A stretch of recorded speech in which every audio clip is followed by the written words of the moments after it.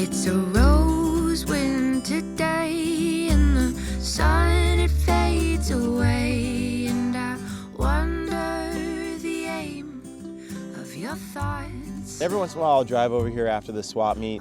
It's pretty close to Santee, and it's usually kind of quiet aside from the boat sounds.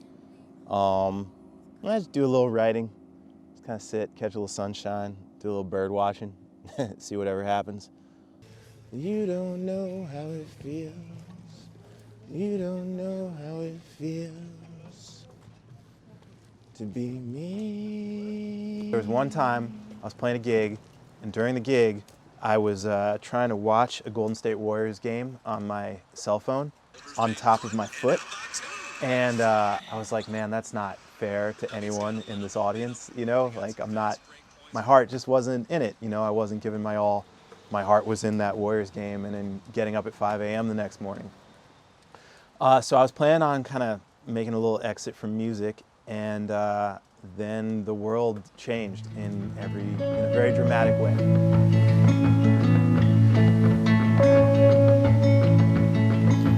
Why you? Why me? It makes no sense as far as I see. When we try to separate, we die.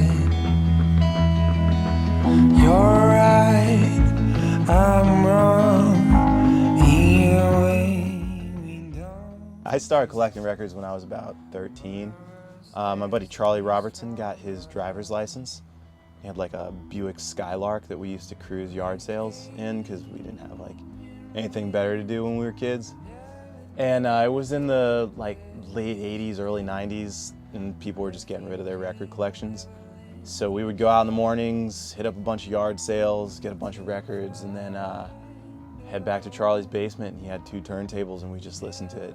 It was cool because people were selling things for like 25 cents, and you could just be like, oh, that cover looks cool. Like, I'll take a chance on that, and you know, you discover something that changes your life, you know, for a quarter. Yeah, found tons of stuff that's influenced like what I've been doing musically as well.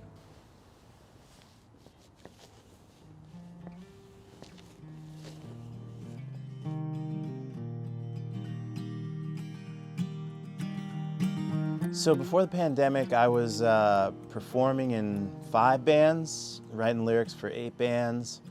I was playing regularly, and I was totally exhausted. I've been doing this kind of schedule for a really long time, on top of working a full-time job and then hitting, you know, 5 swap meets a week at that time at like 5 a.m. in the morning. I was just getting burnt out, and I was actually debating walking away from music. And the present felt like the past, walking down a road says do not enter. We were quarantined, locked down, and I didn't have to quit any bands because there weren't any bands to quit. There were no shows to play, and for the first time in years, I just had some free time. In search of the light. Black country died last night.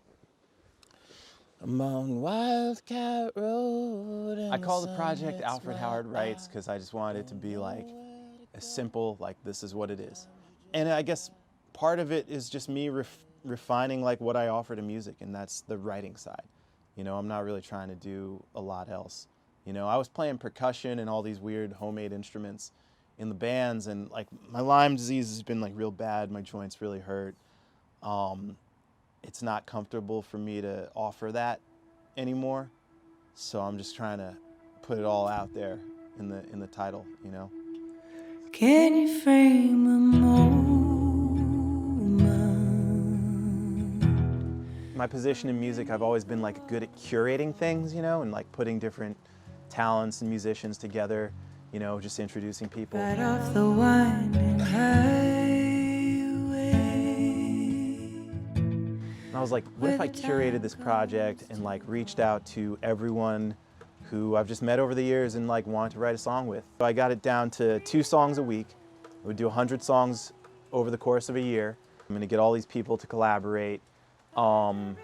I'm gonna ask my mom if she wants to do artwork to go along with the music. So I was like, oh, this is a way we can just keep close and like work together and like keep ourselves positively occupied. By the newspapers remains, the newspapers remain. It feels pretty great to hear these songs like go from this little nascent idea in my head to being like a fully fleshed out thing. Every song's been approached a little bit differently, you know?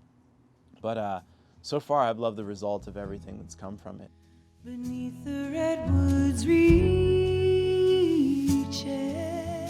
For me, it's been important, you know, it's taken like 20 years, but it's important to kind of dial in your position and like what you best offer music. For me, like the best thing I can offer are words. Patience is